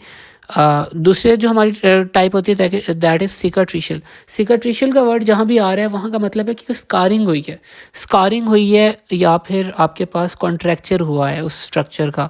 अब डिपेंड करता है कि स्ट्रक्चर का कॉन्ट्रैक्चर हुआ है और कहाँ की स्कारिंग हुई है, तो उस लिहाज से फिर सिम्टम प्रोड्यूस होता है। फॉर एग्जांपल सिकाट्रिशियल एंट्रोपियन के अंदर क्या होता है, आपका जो पैल्पेब्रल कंजक्टाइवा होती है उसकी स्कारिंग हो जाती है। यानी स्कारिंग कहाँ पर हो रही है, हमारी कंजक्टाइवा में। जब वहाँ पर स्कारिंग होती है तो उस वजह से आपका जो लिड मार्जिन है वो इनवर्ड मूव कर जाता है ग्लोब की तरफ, ठीक है। तो ये आपने बात याद रखनी है। इसमें कॉजेज़ क्या होंगी? डेफिनेटली कंजक्टिवाइटिस हो सकता है, इसके साथ साथ ट्रोकोमा हो सकता है, स्टीवन जॉनसन सिंड्रोम हो सकता है, और पेम्फिगॉइड, सिकाट्रिशियल पेम्फिगॉइड हो सकता है। केमिकल इंजरीज़ की वजह से हो सकता है, ट्रॉमा की वजह से आपका इनवर्ड मूव कर सकता है सिकाट्रिशियल, ठीक है। स्कार कैसे होता है कि कोई फॉर एग्जांपल ट्रॉमा हो गया, केमिकल इंजरी हो गई, या फिर कंजक्टिवाइटिस वगैरह हो गया, सही है। तो इस वजह से आपका जो सिकाट्रिशियल एंट्रोपियन इस वजह से होता है। अगला है स्पास्टिक एंट्रोपियन। अगर एक्सेसिव कॉन्ट्रैक्शन हो जाए ऑर्बिकुलरिस ओकुलाई मसल का, ठीक है, उन पेशेंट के अंदर जिनके अंदर एट्रोफी हुई होती है लोअर लिड रिट्रैक्टर्स की, लोअर लिड रिट्रैक्टर्स यानी जिनको नीचे लेके आना था जिन्होंने आईलिड को, तो उस कंडीशन के अंदर भी आपके पास जो है वो एंट्रोपियन हो जाता है। तो आपको नाम से पता लग रहा है spastic entropion, excessive contraction of orbicularis oculi spasm की वजह से आपके पास जो है वो एंट्रोपियन हो जाएगा। इसमें क्या हो सकता है? फॉर एग्जांपल कॉन्ट्रैक्शन ज़्यादा आप क्यों करेंगे? फॉर एग्जांपल आपको कंजक्टिवाइटिस हो गया या केराटाइटिस हो गया, तो इस वजह से आपको स्पैस्टिक एंट्रोपियन हो सकता है। कंजेनिटल एंट्रोपियन भी हो सकता है। अब वो क्यों होता है कि टार्सल प्लेट की अगर कोई डिफॉर्मिटी हो जाए तो उस वजह से आपको हो सकता है। तो ये आपके पास टाइप्स हो गई, कंजेनिटल, एक्वायर्ड, और इसके बाद हमारे पास क्लिनिकल फीचर्स हैं। अब आपने देखा कि आपके पास आईलिड अंदर की तरफ मूव कर गया, आईलिड अंदर की तरफ मूव किया तो आई लैशेज़ भी अंदर की तरफ मूव कर गई हैं। तो इसके तमाम जो क्लिनिकल फीचर्स हैं वो ट्रिकियासिस के तरह के ही हैं। Foreign body sensation, conjunctival redness, corneal ulceration, और आपके पास कॉर्नियल एपिथेलियल डिफेक्ट्स। तो आप वो ये याद रख लें, वो याद कर लें, आपको बहुत आसानी रहेगी। तो मैं इसको दोबारा रिपीट नहीं कर रहा, ठीक है। साइन क्या होगा? आपका लिड मार्जिन अंदर की तरफ है, लैशेज़ अंदर की तरफ हैं, और आपकी इरिटेशन हो रही है कॉर्निया और कंजक्टाइवा में। ट्रीटमेंट एज सच कभी आया तो नहीं है, लेकिन आप इसको देख लें, हर जो टाइप है उसका डिफरेंट है। सिनाइल का जो है ना, सिनाइल एंट्रोपियन, उसके अंदर आपके पास हॉरिजॉन्टल रिसेक्शन की जाती है। 3 प्रोसीजर हैं, वीस प्रोसीजर, फॉक्स प्रोसीजर और मॉडिफाइड व्हीलर ऑपरेशन। तो ये आपके पास 3 प्रोसीजर हैं। सिकाट्रिशियल के अंदर आप देख लें, जो माइल्ड केसेस होते हैं उनके अंदर हिंज प्रोसीजर किया जाता है, टॉर्सल हिंज प्रोसीजर किया जाता है, और जो सवेयर केसेस होती हैं उनके अंदर क्योंकि कंजक्टाइवल प्रॉब्लम होता है, स्कारिंग हुई होती है पैल्पेब्रल कंजक्टाइवा की, जैसे कि हमने बात की थी, तो उसके अंदर ग्राफ्टिंग की जाती है, म्यूकस मेम्ब्रेन ग्राफ्ट लगाया जाता है, और जो वो कंट्रैक्टेड कंजक्टाइवल टिश्यू होता है उसको रिमूव कर दिया जाता है। अगला स्पैस्टिक था, उसके अंदर डेफिनेटली मसला आ रहा था, फॉर एग्ज़ाम्पल कॉन्ट्रैक्शन ज़्यादा हो रही थी। हम कंजक्टिवाइटिस या केराटाइटिस की वजह से वो कॉन्ट्रैक्शन ज़्यादा हो रही थी, उसको हम ट्रीट कर सकते हैं, ट्रीट द कॉज। और या फिर हम जो लोअर आईलिड है, क्योंकि हमने देखा था उसके अंदर लोअर लिड जो रिट्रैक्टर थे वो उनके अंदर एट्रोफी हुई थी, तो हम लोअर लिड के ऊपर उसको टेपिंग कर सकते हैं, सूचर लगा सकते हैं, या फिर हम डीनर्वेशन भी कर सकते हैं। क्योंकि एक्सेसिव कॉन्ट्रैक्शन हो रही है तो हम बोटॉक्स करते हैं, बोटुलिनम टॉक्सिन हम इंसर्ट करते हैं, जो कि आपके पास ओवर राइडिंग मसल को पैरालाइज कर देता है। और कंजेनिटल के अंदर डेफिनेटली आपको रिसेक्शन ही करनी पड़ती है अब नॉर्मल पोर्शन की। सिनाइल के अंदर हमारे पास हॉरिजॉन्टल रिसेक्शन है, फॉक्स, वीज और व्हीलर प्रोसीजर के थ्रू। सिकाट्रिशियल के माइल्ड केस के अंदर टार्सल हिंज प्रोसीजर है, सवेयर के अंदर हम रिप्लेसमेंट करते हैं, ग्राफ्ट लगाते हैं। स्पास्टिक के अंदर हम जो कॉजेज़ हैं उसको ट्रीट कर सकते हैं, डिनर्वेशन वगैरह कर सकते हैं। कंजेनिटल के अंदर हम ये तमाम चीज़ें सर्जिकली कर सकते हैं, नॉर्मल एबनॉर्मल पोर्शन को रिमूव कर सकते हैं। तो ये इसका जो है ना ट्रीटमेंट है, कभी आया तो नहीं है, कॉजेज़ जो हैं वो पेपर के अंदर आई हुई हैं। Ectropion is relatively more important. इसके अंदर हमारे पास टाइप्स भी एससीक्यू में आई हुई हैं, आप लिख लें। एटियोलॉजी काफ़ी दफ़ा एससीक्यू में आई हुई हैं, इसकी कॉम्प्लिकेशन बहुत ज़्यादा आई हुई है, और इसके साथ साथ इसकी ट्रीटमेंट भी बहुत ज़्यादा एससीक्यू के अंदर आई हुई है। और इसके ट्रीटमेंट के अंदर वो पूछ लेते हैं कि माइल्ड केसेस और जो सवेयर केसेस हैं उनकी ट्रीटमेंट कैसे होती है। तो ये आपने टॉपिक बहुत अच्छी तरह करना है। एक्ट्रोपियन, इसके अंदर क्या होगा कि हमारा जो आईलिड मार्जिन है ये away from the eyeball move करेगा, यानी इवर्ट हो जाएगा, ठीक है। पेशेंट कैसे प्रेजेंट करेगा? आउटवर्ड टर्निंग ऑफ आईलिड है और उसको वाटरिंग होगी। एपीफोरा और watering is the main symptom of ectropion, ये आपने याद रखना है, ठीक है। टाइप्स की हम बात कर लेते हैं। एससीक्यू है ये कंजेनिटल, एक्वायर्ड। कंजेनिटल एक्वायर्ड के अंदर सिनाइल उसी तरह होता है, सिकाट्रिशियल होता है, लेकिन इसमें पैरालिटिक टाइप होती है। पिछले के अंदर हमारे पास एक्वायर्ड के अंदर स्पैस्टिक टाइप थी, इसके अंदर हमारे पास पैरालिटिक टाइप है। सिनाइल के अंदर क्या होता है? एज रिलेटेड, उसके अंदर हमारे पास पिछली टाइप के अंदर हमारे पास ओवरलैपिंग हो रही थी, इसके अंदर हमारे पास लैक्सिटी आ रही होती है, ठीक है। अगर आप फिगर 5.19 देखें तो आपके पास जो टिश्यू है आईलिड का वो आपको लैक्सिटी नज़र आ रही है और वो बाहर की तरफ मूव किया हुआ है। तो होता क्यों है, आपकी जो ऑर्बिकुलरिस ओकुलाई मसल होता है, पैल्पेब्रल पार्ट उसका, उसके अंदर हमारे पास जो उसकी टोन होती है वो मेंटेन नहीं रह पाती और वो आपके पास जो है वो लेक्साइल हो जाता है। दूसरा है सिकाट्रिशियल टाइप। जैसा कि हमने बताया था कि पिछले के अंदर स्कारिंग होती है या वुंड होता है आपके पास या कॉन्ट्रैक्चर हो जाता है, वहाँ पर कंजक्टाइवा का कॉन्ट्रैक्चर हो रहा था, यहाँ पर हमारा स्किन का कॉन्ट्रैक्चर हो रहा है। स्किन देख लें आप बाहर की तरफ है, तो जब भी इसका कॉन्ट्रैक्चर या स्कारिंग होगी तो वो लिड को बाहर की तरफ मूव कराएगी। तो ये आपके पास सिकाट्रिशियल टाइप में एक्ट्रोपियन करवा रहा होता है अगर आपका स्कारिंग हो रही है, कॉन्ट्रैक्चर हो रहा है स्किन का। कॉज कैसे हो सकती है, जैसा कि हमने बताया था, स्कारिंग कॉन्ट्रैक्चर क्यों होगा, केमिकल इंजरी की वजह से हो सकता है, ट्रॉमा की वजह से हो सकता है, या डर्माटाइटिस हो सकता है मेडिकेशंस की वजह से। अक्सर जो सिनेरियो आता है वो यही आता है कि कोई जो पेशेंट है उसके ऊपर केमिकल इंजरी हुई थी, उसके बाद उसका जो आईलिड है वो बाहर की तरफ मूव कर दिया, तो आपने फिर डायग्नोसिस यही लिखना होता है, ectropion due to chemical injury. अच्छा, इसके बाद जो टाइप है दैट इज़ पैरालिटिक टाइप।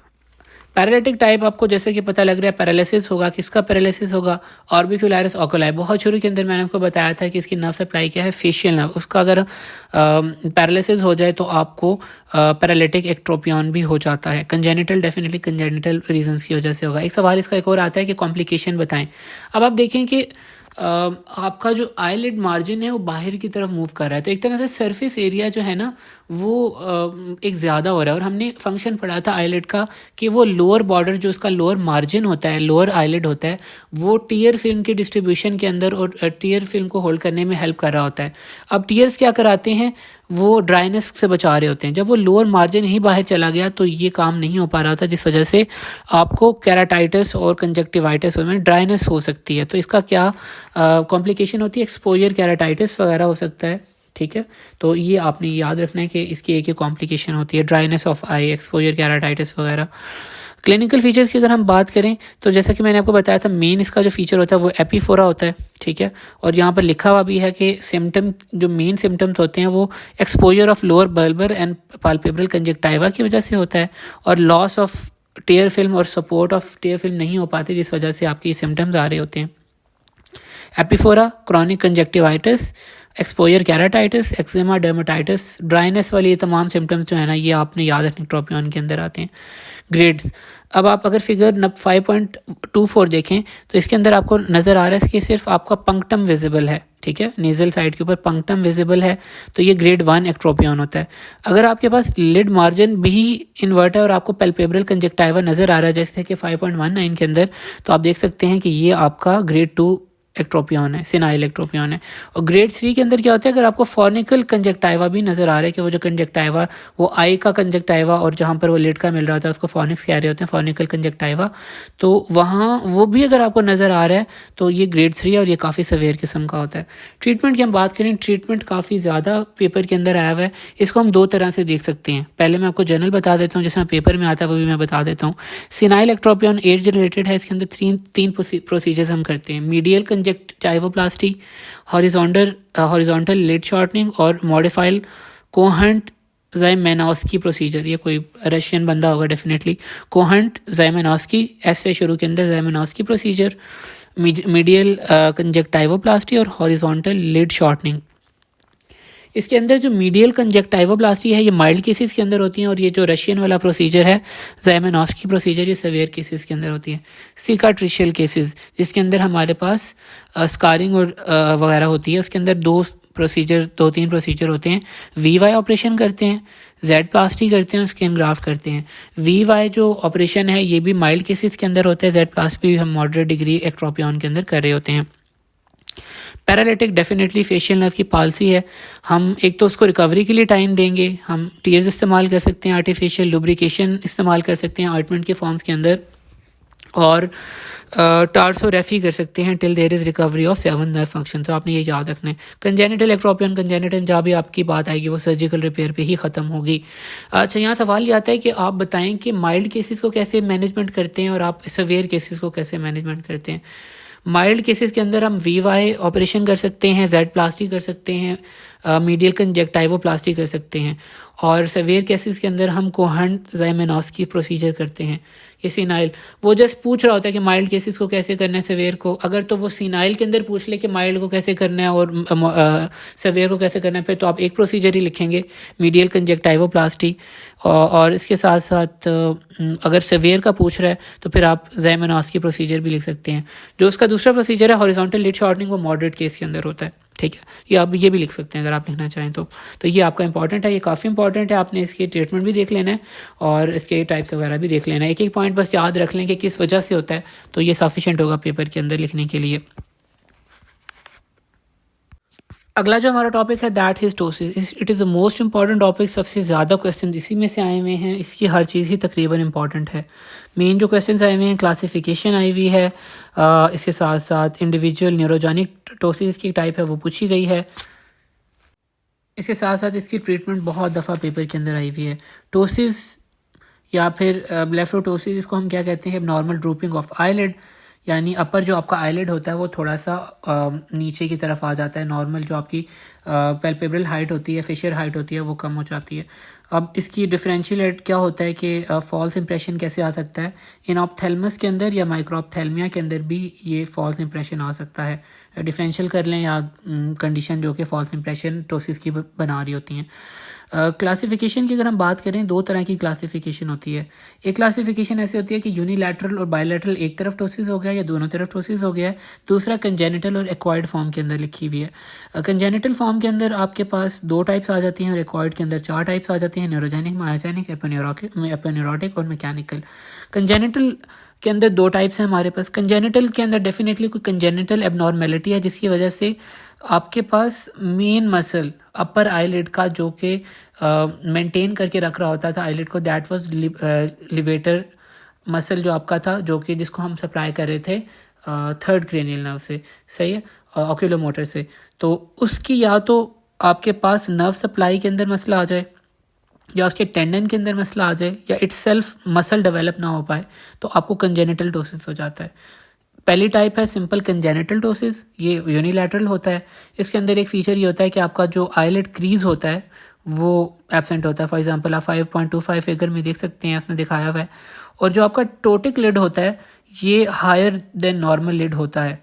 अगर नीचे दिखा रहे हैं ना आप लोअर गेज के अंदर, जो आपका टोटिक लिड होता है ये डेफिनेटली जो नॉर्मल लिड से थोड़ा सा ऊपर वाली पोजीशन के अंदर प्रेजेंट होता है अगर आप पेशेंट को नीचे दिखाएं।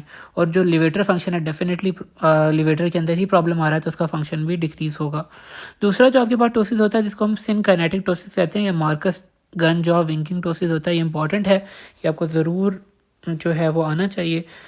इसमें क्या होता है कि जब पेशेंट अपना जॉ खोलता है तो जो आपका टोटिक आईलिड होता है जो कि जिसके अंदर प्रॉब्लम होता है वो ऊपर की तरफ रिट्रैक्ट कर जाता है। डेफिनेटली वैसे तो टोसिस हुआ है, लेकिन जब हम पेशेंट को कहते हैं कि अपना मुंह खोलो तो उसका जो वो जो टोटिक आईलिड है वो ऊपर की तरफ मूव कर जाता है। 5.27 बी फिगर के अंदर उसने दिखाया हुआ है।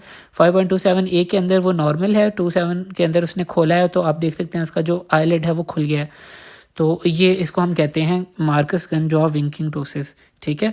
इसमें होता है क्या कि क्रॉस इनर्वेशन हो जाती है ऑक्यूलोमोटर नर्व और mandibular branch of trigeminal nerve जो कि मसल्स ऑफ मैस्टिकेशन को सप्लाई कर रही होती है, इसके अंदर क्रॉस इनर्वेशन हो जाती है तो वो एबनॉर्मल एक फिनोमेना प्रोड्यूस हो जाता है। तो ये आपके पास 2 टाइप्स होती हैं, कंजेनिटल सिंपल और सिनकाइनेटिक टोसिस। तीसरी जो टाइप है ब्लेफेरोफिमोसिस सिंड्रोम, ये भी कंजेनिटल है। इसके अंदर काफ़ी ये सिंड्रोम है तो इसके अंदर काफ़ी कंडीशंस आ जाती हैं। फॉर एग्जांपल कंजेनिटल टोसिस, ब्लेफेरोफिमोसिस, इसके अंदर आपके पास जो है ना आइज़ जो हैं वो भी एबनॉर्मेलिटी होती है, कंजेनिटल एबनॉर्मेलिटी है। टेलिकेंथस हो सकता है, एपिकेंथस इन्वर्सिस होते हैं, इसके अंदर इन्वर्टेड मार्जिन होता है। जो टेलिकेंथस होता है इसके अंदर जो आपका आईलिड्स का जो डिस्टेंस होता है वो इंक्रीज़ कर जाता है। जो डिस्टेंस होता है कॉर्नर ऑफ आईलिड के दरमियान जो मार्जिन होता है ना उसका जो डिस्टेंस है वो इंक्रीज़ कर जाता है। बट आप इसका नाम याद रख लें सिंपली, कंजेनिटल टोसिस, ब्लेफेरोफिमोसिस और इसके साथ साथ टेलिकेंथस और एपिकेंथस इन्वर्सिस। तो ये 4 इसके अंदर कंडीशन होती हैं।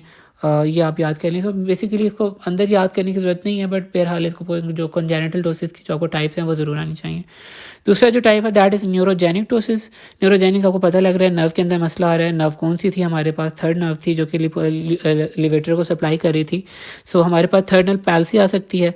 तो अगर ये हो जाए तो कंप्लीट टोसिस हो जाता है, ठीक है। और आपके पास ऑक्यूलर मूवमेंट्स की रिस्ट्रिक्शन भी हो जाती है और प्यूपल भी डायलेट कर देता है, तो मिडरियासिस हो जाता है। ऑन दी अदर हैंड दूसरा जो टाइप होता है न्यूरोजेनिक टोसिस का, उसके अंदर हॉर्नर सिंड्रोम होता है। हॉर्नर सिंड्रोम हमने बहुत दफ़ा पढ़ा होगा। इसके अंदर पार्शियल टोसिस होता है और इसके अंदर जो इसके सेकेंडरी एसोसिएशन होते हैं उसके अंदर इप्सिलैटरल मायोसिस हो जाता है, लोअर लिड एलिवेशन हो जाती है और एनहाइड्रोसिस हो जाती है। तो ये आपके पास 2 टाइप्स हैं। थर्ड नर्व पाल्सी के अंदर कंप्लीट टोसिस है, हॉर्नर सिंड्रोम के अंदर पार्शियल टोसिस है। तीसरी टाइप हमारे पास है मायोजेनिक टोसिस, यानी हमारे पास मसल का डिफेक्ट आ रहा है न्यूरोमस्कुलर जंक्शन का। इसके अंदर हमारे पास 3 कॉजेज हो सकती हैं। For example myasthenia gravis. Myasthenia gravis के अंदर यह है या तो यूनिलैटरल टोसिस होगा या फिर बायलैटरल भी हो सकता है। और टोसिस फटीगेबल होता है और शाम के वक्त वर्सन कर जाता है। ये एक पॉइंट हो सकता है जिसकी वजह से आप डायग्नोसिस कर सकते हैं अगर कोई वो टाइप पूछे। ऑक्यूलर थायरोपैथी भी हो सकती है और मायोटोनिक डिस्ट्रॉफी भी है, ये आपको डेफिनेटली याद करने पड़ेंगे। मिस्थेनिया ग्रेविस हो सकता है, ऑक्यूलर थायरोपैथी हो सकती है और मायोटोनिक डिस्ट्रॉफी हो सकती है। इस वजह से आपको मायोजेनिक टोसिस हो सकता है। एपोन्यूरोटिक टोसिस, एपोन्यूरोसिस के अंदर मसला आ गया। अब याद करें कि जो लिवेटर मसल था इसका एपोन्यूरोसिस हमारे पास मौजूद है हाईलाइट के अंदर। इटसेल्फ जो मसल है ये ऑर्बिट के अंदर प्रेजेंट है, ठीक है। या तो आपका डिहेसेंस हो गई है, डिसइंसर्शन हो गई है, या फिर इसके जो आपका एपोन्यूरोसिस है उसकी स्ट्रेचिंग हो गई है। तो इसके अंदर भी इसकी टाइप्स मौजूद होती हैं। एड रिलेटेड हो सकती है, इन्वोल्यूशनल और सिनाइल, ट्रॉमेटिक इंसर्टेशन हो सकती है, या पोस्ट ऑपरेटिव आपके पास जो है वो कोई डिसफंक्शन हो सकता है एपोन्यूरोसिस का। और इसके अंदर क्या होगा, आपके पास यूनिलैटरल या बायलैटरल हो सकता है। इसी तरह स्किन की जो आईलेट क्रीज है वो हायर लेवल पे चली जाएगी और लिवेटर फंक्शन इसके अंदर नॉर्मल रहता है। मैकेनिकल टोसिस है। मैकेनिकल टोसिस का मतलब क्या है कि वेट की वजह से आपका जो आईलिड है वो ड्रूप कर गया है। फॉर एग्जांपल कोई क्लेजियन वगैरह बन गया है या फिर कोई ट्यूमर बन गया है न्यूरोफाइब्रोमेटोसिस वगैरह के अंदर, तो आईलिड ट्यूमर हो सकता है या इन्फ्लेमेशन हो सकता है। तो हम एक दफ़ा दोबारा देख लेते हैं इसकी टाइप्स को क्योंकि ये इंपॉर्टेंट है। कंजेनिटल के अंदर simple congenital ptosis, Marcus Gunn jaw winking syndrome, Marcus Gunn jaw आपके पास टोसिस होता है। इसके पास ब्लेफेरोफिमोसिस सिंड्रोम होता है। न्यूरोजेनिक के अंदर Horner syndrome, third nerve palsy. Myogenic के अंदर टोसिस के अंदर myasthenia gravis, ocular thyropathy, myotonic dystrophy, aponeurotic ptosis और मैकेनिकल टोसिस। ये इसलिए किया क्योंकि ये इंपॉर्टेंट था। क्लिनिकल फीचर क्या होता है, एक तो कॉस्मेटिकल डिसफिगरमेंट हो जाती है। फॉर एग्जांपल आपकी एक आई बंद है, एक खुली है, तो आपको अच्छा नहीं लगता देखने में। एम्ब्लायोपिया, अब असल में एम्ब्लायोपिया होता है कि पार्शियल या कंप्लीट लॉस ऑफ विजन। जब एक आई पार्शियली या कंप्लीट क्लोज रहती है तो दूसरी जो आई होती है उसके थ्रू सिग्नल्स जा रहे होते हैं ब्रेन, तो ब्रेन उसको प्राइमरी यूज़ करने लग जाता है।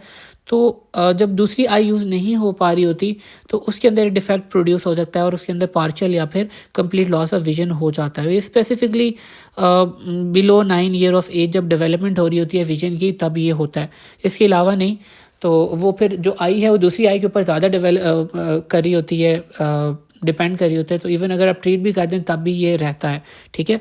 तो और इसके साथ स्क्विंट हो सकता है, एबनॉर्मल हेड पोस्चर हो जाए। डेफिनेटली अगर आपकी आईलिड आगे आई हुई है तो जो बच्चा है या फिर जिस बंदे को है वो पीछे की तरफ देखने की कोशिश करेगा ताकि उसको एलिवेट करेगा अपनी चिन को, ताकि उसको लोअर पोर्शन है प्यूपिलरी एरिया वो भी नज़र आए, ठीक है। अगर आपकी कोई चीज़ कवर किया डेफिनेटली आप अपना सर उठा के देखना पसंद करेंगे। और आपके जो फोर हेड है उसके अंदर रिंकलिंग हो जाती है। फॉर एग्जांपल हम मैकेनिकली अपने जो अपर आईलिड को उठाने की कोशिश कर रहे होते हैं। Amblyopia, squint, abnormal head posture और wrinkling of eye skin. Investigations का सवाल बहुत दफ़ा आया हुआ है। तो सबसे पहले तो आपने लिवेटर फंक्शन चेक करना होता है और इसके बाद आप वर्टिकल पैल्पेब्रल फिशर हाइट आप चेक कर सकते हैं, वो स्केल से हम चेक कर रहे होते थे आपने अगर वार्ड लिया है। इसके साथ साथ जो स्पेसिफिक कुछ टेस्ट होते हैं, ऑक्यूलर मोटिलिटी आप चेक कर सकते हैं, कॉर्नियल सेंसिटिविटी चेक कर सकते हैं, Bell's phenomena, Marcus Gunn jaw phenomena. Marcus Gunn jaw for example अगर आपने चेक करना है कि इसको सिनकाइनेटिक टोसिस है।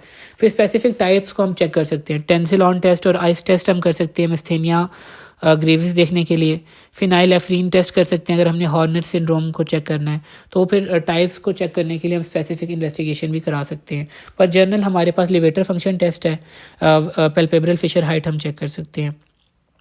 Treatment, treatment is very much important क्योंकि ये डिपेंड करती है 3 फैक्टर्स के ऊपर। इसकी एटियोलॉजी क्या है, डिग्री ऑफ टोसिस क्या है और लिवेटर फंक्शन की बेस के ऊपर हम ट्रीटमेंट करते हैं। एटियोलॉजी अगर तो हम कॉजेज़ देख रहे थे कि अगर तो मायोजेनिक कॉज हैं या फिर कुछ न्यूरोजेनिक कॉजेज़ हैं या टाइप्स हैं, उसको हम मेडिकली ट्रीट कर लेते हैं, ठीक है। लेकिन अगर कोई सर्जिकल कॉजेज़ हैं, फॉर एग्जांपल कंजेनिटल टाइप्स हैं, कंजेनिटल टोसिस है या बाकी जो टाइप्स हैं, उसको हम सर्जिकली ही ट्रीट करते हैं। मायोजेनिक टाइप्स को जो हमारे पास नर्व पैल्सिस वगैरह थे, उसके अंदर हम कुछ ना कुछ मेडिकल ट्रीटमेंट दे सकते हैं, लेकिन बाकी जो तमाम टाइप्स हैं उसको हम सर्जिकली ही ट्रीट करेंगे। अब सर्जिकली हमारे पास कैसे हम सर्जरी किस बेस के ऊपर कर रहे होते हैं। एक तो डिग्री ऑफ टोसिस हम देखते हैं कि यूनिलैटरल है, बायलैटरल है, उसका ग्रेड क्या है। ग्रेड का सेपरेट एससीक्यू आता है। एससीक्यू वो पूछते हैं कि मार्जिनल रिफ्लेक्स डिस्टेंस आप बताएं कि किस तरह आप अंदाज़ा लगाते हैं कि किस ग्रेड का है। अगर तो वो आपका आईलिड 2 मिलीमीटर कवर कर रहा है अपर पार्ट ऑफ प्यूपिल को तो माइल्ड कहते हैं। 3 मिलीमीटर कवर कर रहा है अपर पार्ट ऑफ प्यूपिल को तो उसको हम मॉडरेट कहते हैं। और 4 मिलीमीटर कर रहा है तो ये सेवियर है। 2, 3, 4, 2 माइल्ड, 3 मॉडरेट और 4 सेवियर, तो ये आपका ग्रेडिंग आ जाती है। तो सर्जिकल प्रोसीजर हमने देखना यूनिलैटरल है, बायलैटरल है। अगर यूनिलैटरल है तो हम वो जो पैल्पेब्रल हाइट होती है वो दूसरी आई के साथ मेजर कर लेते हैं और देखते हैं कि कितना प्रॉब्लम आ रहा है। बायलैटरल है तो फिर हम देख लेते हैं कि जो अपर लिड जो है, जो डिस्टेंस होता है, it can be determined by measuring the amount of cornea covered by upper lid and then subtracting 2 millimetre. तो जो amount of cornea upper lid ने कवर की होती है उसे हम 2 मिलीमीटर जो है वो माइनस कर लेते हैं। तो हम इस तरह हम वो सर्जिकल हम उसका एक्सटेंट देख रहे होते हैं। सेकेंडली हमने टोसिस का ग्रेड देख लिया कि माइल्ड, मॉडरेट, सेवियर हम कैसे करते हैं। और फिर हम लिवेटर फंक्शन हम चेक कर सकते हैं। फॉर एग्जांपल हम स्केल रख के कर सकते हैं। नॉर्मल जो लिवेटर फंक्शन होता है, जो डिस्टेंस होता है, वो हमने देखना होता है 15 to 18 मिलीमीटर। अब हम चेक कैसे करते हैं, ये हम चेक करते हैं कि पेशेंट को कहते हैं हम नीचे से ऊपर देखें और फिर हम देखते हैं कि कितना जो है वो डिस्टेंस है, वो उसको हम जो स्केल से है वो मेजर कर लेते हैं। फॉर एग्जांपल जो नॉर्मल होता है 15 to 18 मिलीमीटर होता है। 9 और मोर गुड की कैटेगरी के अंदर है। 5 to 8 फेयर आता है और पुअर होता है 4 मिलीमीटर और लेस। टोसिस के अंदर अक्सर भी जो भी आपके पास सिनेरियो होगा उसके अंदर 4 मिलीमीटर, 3 मिलीमीटर दे देगा, 3.5 दे देगा। तो इस तरह करके वो दे रहा होता है। तो आपको खुद ही अंदाज़ा हो जाएगा तो इसका जो लिवेटर फंक्शन है वो पुअर आ रहा है। तो वो आप जो है आपको खुद ही आइडिया हो जाएगा कि इसको टोसिस हुआ है। बाकी इसके अंदर अदर हमने एग्जामिनेशन देख ली हैं, वो इन्वेस्टिगेशन के अंदर ही हैं। जो इसकी सर्जिकल प्रोसीजर्स हैं ये बहुत ज़्यादा आते हैं, ये आपने ज़रूर अच्छी तरह याद रखने हैं कि टाइप्स ऑफ सर्जिकल प्रोसीजर्स क्या हैं। फैसिनेला सर्वैट ऑपरेशन, लिवेटर रिसेक्शन, इसके अंदर मोलर रिसेक्शन भी आती है। और इसके अंदर brown suspension, bro suspension procedure आता है, इसको हम स्लिंग प्रोसीजर कहते हैं। और इसके साथ एपोन्यूरोटिक स्ट्रेंथनिंग कर सकते हैं और टोसिस क्रंचेस हम यूज़ करते हैं। तो क्या हमारे पास सर्जिकल टाइप्स हैं। फैसिनेला सर्वेट ऑपरेशन, ये उस कंडीशन के अंदर हम देख रहे होते हैं अगर आपको माइल्ड टोसिस है। अगर मॉडरेट टोसिस है 3 मिलीमीटर तो फिर हम लिवेटर रिसेक्शन करते हैं। और अगर बहुत सवेयर किस्म का रिसेक्शन, फॉर एग्जांपल सवेयर किस्म का टोसिस हो रहा है तो फिर हम ब्रो सस्पेंशन या स्लिंग प्रोसीजर कर रहे होते हैं, ठीक है। एपोन्यूरोटिक स्ट्रेंथनिंग हम एपोन्यूरोटिक डिसइंसर्शन के केस के अंदर कर रहे होते हैं, ठीक है। और टोसिस क्रंचेस हम वहाँ पर यूज़ करते हैं जहाँ पर सर्जरी नहीं हो पा रही होती। तो ये बहुत इंपॉर्टेंट है। तो ये आपने टॉपिक बहुत अच्छी तरह से रीड कर लेना है। मैंने कोशिश किया कि जितनी इंपॉर्टेंट पॉइंट्स है बुक से आपको कवर करा दूं। आगे जो चैप्टर के अंदर ट्यूमर्स आ रहे हैं, ट्यूमर्स में से एज सच कोई सवाल नहीं आया, सिर्फ एक बेजल सेल कार्सिनोमा का आया हुआ है। क्लासिफिकेशन हम देख लेते हैं। बिनाइन के अंदर हमारे पास स्क्वेमस सेल पेपिलोमा है, पायोजेनिक ग्रैनुलोमा है और केराटोकैंथोमा है, कैपिलरी हेमेंजियोमा है और ज़ेनथेलेस्मा है, न्यूरोफाइब्रोमा है, मेलानोसिस्टिक ट्यूमर्स हैं, मेलानोसाइटिक ट्यूमर्स हैं। मैलिग्नेंट के अंदर हमारे पास बेजल सेल कार्सिनोमा आ रहा है, स्क्वेमस सेल कार्सिनोमा है, सेबेशियस ग्लैंड कार्सिनोमा है और मैलिग्नेंट मेलानोमा है। तो लास्ट ये है कि मैलिग्नेंट जो हमारे पास ट्यूमर है, बेजल सेल कार्सिनोमा का एक दफ़ा क्वेश्चन आया हुआ है तो हम इसको एक दफ़ा देख लेते हैं। तो जब presenting complaint basal cell carcinoma की है कि एक नोड्यूल है, स्लो ग्रो कर रहा है नोड्यूल और वो अल्सरेटेड है और वो उसके रोलिंग मार्जिन्स हैं। तो ये अगर पॉइंट आए और मीडियल कैंथस की लोकेशन है, स्लो ग्रोइंग नोड्यूल है, काफ़ी अरसे से है, ग्रो कर रहा है और अल्सरेटेड है, रोलिंग मार्जिन का जिक्र आ जाए मीडियल कैंथस के ऊपर, तो आपने देख लेना। फॉर एग्जांपल अगर आप ये फिगर देखें ना 5.36 रेज्ड रोल्ड एजेस और अल्सरेशन है तो ये आपने बेजल सेल कार्सिनोमा पिक कर लेना है। अब इसके अंदर क्या होता है कि जो फेयर स्किन पर्सन होते हैं उनके अंदर बहुत कॉमन होता है, और जीरो डर्मा पिगमेंटोजम वगैरह के अंदर क्यूटेनियस डिजीज होती है उनके अंदर बहुत ज़्यादा हो जाता है। क्लिनिकल अगर टाइप्स की हम बात करें, नोड्यूलर टाइप होती है, नोड्यूलर अल्सरेटिव टाइप होती है, और स्क्लेरोजिंग टाइप होती है। ट्रीटमेंट आप खुद ही है, कार्सिनोमा है तो हम क्या कर सकते हैं, सर्जरी कर सकते हैं, रेडियोथेरेपी कर सकते हैं, कीमोथेरेपी कर सकते हैं। ये तीन तो एक कॉमन सी चीज़ हो गई। स्पेसिफिक इसके अंदर जो ट्रीटमेंट्स होगी वो क्रायोथेरेपी, लेज़र माइक्रो सर्जरी और टॉपिकल 5% क्रीम, इसमें एक नाम लिखा हुआ है इमिक्यूमॉड, ये आप एक इम्यूनोसप्रेसेंट है, ये आप देख सकते हैं। स्पेसिफिक क्या है, क्रायोथेरेपी, लेज़र माइक्रो सर्जरी और कीमोथेरेपी। बाकी आगे स्क्वेमस सेल कार्सिनोमा वगैरह की टाइप अगर आप पढ़ना चाहें तो पढ़ लें, तो बाकी इसके अंदर से ऐसा सवाल नहीं आया हुआ। तो ये हमारा टॉपिक कवर हो गया। तो आई होप कि ये रिव्यू आपको अच्छा लगा होगा और आपने मार्किंग ज़रूर कर ली होगी, और तो नेक्स्ट टाइम आप जब भी रीड करेंगे तो इंशाल्लाह आपको काफ़ी आसानी रहेगी और आप जल्दी रीड कर लेंगे। तो दुआ में ज़रूर याद रखिएगा, अगर कोई गलती वगैरह हो गई हो तो मतलब वो जल्दी के अंदर हो जाती है, या कोई चीज़ मैंने गलत कर ली हो तो आप ज़रूर कमेंट में बता सकते हैं, तो बाकियों के लिए काफ़ी ज़्यादा हेल्प हो जाएगी। तो इंशाल्लाह मुलाकात होगी किसी नए टॉपिक में। अल्लाह हाफिज़, तब तक दुआ में ज़रूर याद रखिएगा।